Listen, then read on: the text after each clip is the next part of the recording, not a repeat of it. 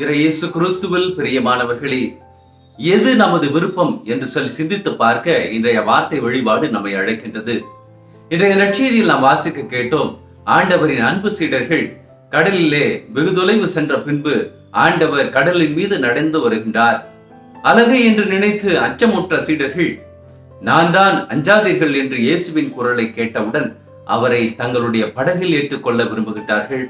ஆனால் ஆண்டவர் வந்து சேரும் முன்பு படகு கரை சேருவதை நாம் பார்க்கின்றோம். அன்புக்குரியவர்களே, எது நமது விருப்பம் என்று சொல்லி நாம் அனுதினமும் சிந்தித்து பார்க்க இன்றைய வார்த்தை வழிபாடு நமக்கு வெளிப்படுத்துகின்றது. இன்றைய முதல் வாசகத்தில் நாம் வாசிக்க கேட்டோம், சீடர்களிடம் கைம்பெண்களுக்கு பணிவிடை செய்ய மறுத்து விடுகிறார்கள், அவர்களை கண்டுகொள்ளாமல் விட்டு விடுகின்றார்கள் என்ற ஒரு புகாரினை ஏற்று அவர்கள் இவ்வாறாக தங்கள் விருப்பத்தை வெளிப்படுத்துகின்றார்கள். நாங்கள் இறைவேண்டல் செய்வதிலும் கடவுளுக்கு உகந்த வாழ்க்கை வாழ்வதிலும் நாங்கள் கருத்தாய் இருக்க விரும்புகின்றோம்.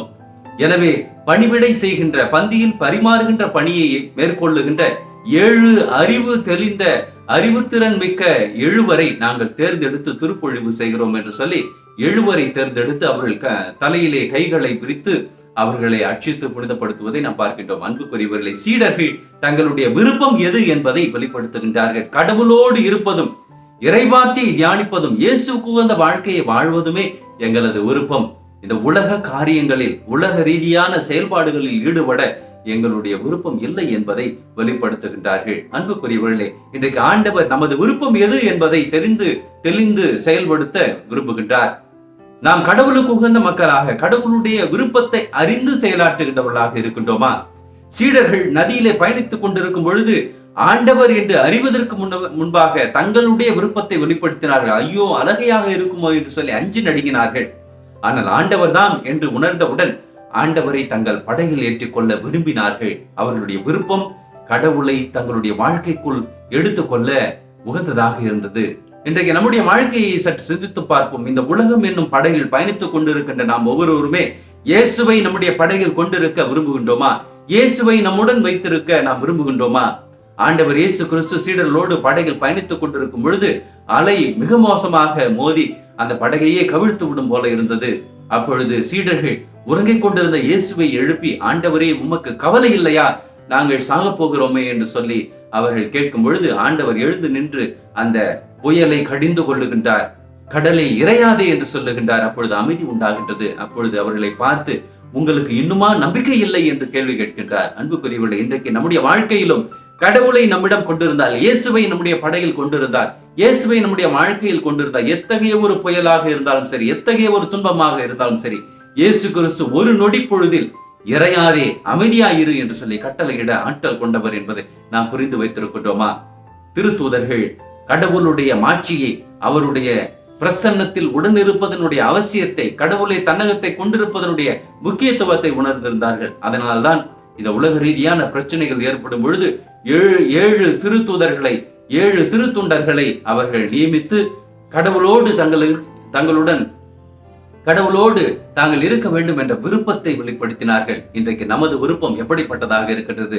இயேசுவை பின்பற்ற விரும்பிய செல்வந்தருடைய வாழ்க்கையில் நாம் இவ்வாறாக வாசிக்க கேட்கின்றோம், ஆண்டவரே, நிலைவாழ்வை பெற்றுக் கொள்ள நான் என்ன செய்ய வேண்டும் என்று சொல்லி அவர்கள் கேட்கின்றார்கள். அப்பொழுது இயேசு கூறுகின்றார், கட்டளைகளை கடைபிடி என்று சொல்லி. அவர் அழகுற கூறுகின்றார், இளமை முதலே அனைத்து கட்டளைகளையும் நான் கடைபிடித்து வருகின்றேன், இன்னும் என்னிடத்தில் என்ன குறைபடுகின்றது என்று சொல்லி கேட்க இயேசு இவ்வாறாக கூறுகிறார், இன்னும் ஒன்று உம்மிடத்தில் குறைபடுகின்றது. உம்மிடம் உள்ள ஏராளமான சொத்துக்களை விற்று ஏழைகளுக்கு கொடுத்து விட்டு என்னை பின்தொடரு என்று சொல்லி இயேசு கொடுத்த அந்த அழைப்பை ஏற்க மனமில்லாதவராய் அவர் முகமாட்டத்தோடு சென்றார் என்று சொல்லி. அன்புக்குரியவர்களே, இன்றைக்கு நம்முடைய வாழ்க்கையில் எது குறைபடுகின்றது? இயேசுவை நம்முடைய வாழ்க்கையில் ஏற்றுக்கொள்ள, நம்முடைய விருப்பத்தை தெரிவிக்க நம்மிடத்தில் இருக்கக்கூடிய குறைகள் எது? நான் என்ற குறையா, சுயநலம் என்னும் குறையா? அந்த செல்வருடைய வாழ்க்கையில் இருந்த அந்த செல்வங்கள் இயேசுவிடம் வர தடையாக இருந்தது, இயேசுவை அவருடைய வாழ்க்கையில் பெற்றுக்கொள்ள தடையாக இருந்தது. இன்றைக்கு நம்முடைய வாழ்க்கையில் நம்முடைய விருப்பங்கள் கடவுளை நம்முடைய வாழ்க்கைக்குள் கொண்டு வர தடைகளாக இருக்கின்றதாக, நம்முடைய ஆசைகள் கடவுளை நம்முடைய வாழ்க்கைக்குள் கொண்டு வர தடையாக இருக்கின்றதா? நம்முடைய எண்ணங்கள் இயேசு கிறிஸ்துவை நம்முடைய வாழ்க்கையில் செயலாற்ற தடையாக இருக்கின்றதா என்று சொல்லி சிந்தித்து பார்ப்போம். அன்புக்குரியவர்களே, இயேசு நம்முடன் இருந்தால், இயேசு நம்முடன் இருக்க வேண்டும் என்ற விருப்பத்தை நாம் வெளிப்படுத்தினோம் என்று சொன்னார், நமக்கு நிறை அமைதி உண்டு, நிறை ஆசீர் உண்டு. கடவுளை நம்மிடத்தில் கொண்டிருந்தோம் என்று சொன்னால் இந்த உலகம் நமக்கு எதிராக என்ன செய்ய முடியும்? திருப்பாடல் ஆசிரியர் அழகுற கூறுகின்றார், சாவின் இருசூழ் பள்ளத்தாக்கில் நான் நடக்க நேர்ந்தால் நீர் என்னோடு இருப்பதால் நான் எத்தீங்குக்கும் அஞ்சிடேன் என்று சொல்லி அச்சம் தவிர்த்து கடவுளின் நம்பிக்கை கொள்ள வேண்டும் என்று சொன்னார். திருத்தூதர்களைப் போல நாமும் இயேசுவை நம்முடைய வாழ்க்கையில் கொண்டிருக்க விருப்பம் தெரிவிக்க வேண்டும். நம்முடைய விருப்பம் எப்படிப்பட்டதாக இருக்கின்றது? இந்த உலக ஆசைகளை நிறைவேற்றிக் கொள்ள, உலக தேவைகளை நிறைவேற்றிக் கொள்ள இயேசுவை புறம்பே தள்ளுகின்ற, இயேசுவை மறுதளிக்கின்ற ஒரு விருப்பமாக இருக்கின்றதா, அல்லது இயேசுவின் பொருட்டு துன்புற தயாராக இருக்கின்ற விருப்பமாக இருக்கின்றதா? சற்று சிந்தித்து பார்ப்போம். ஜெபிப்போமாக. அன்பில் உருவான இறைவா, எங்களது விருப்பம் அனைத்தும் உம்முடைய திருவுளத்தை நிறைவேற்றுவதாக அமையட்டும். நாங்கள் எங்களுடைய சுயநலத்தை மறந்து உம்முடைய அன்பை, உம்முடைய இரக்கத்தை பெற்றுக்கொள்ள தகுதி உள்ளவர்களாக மாறுவோமாக. ஆமென்.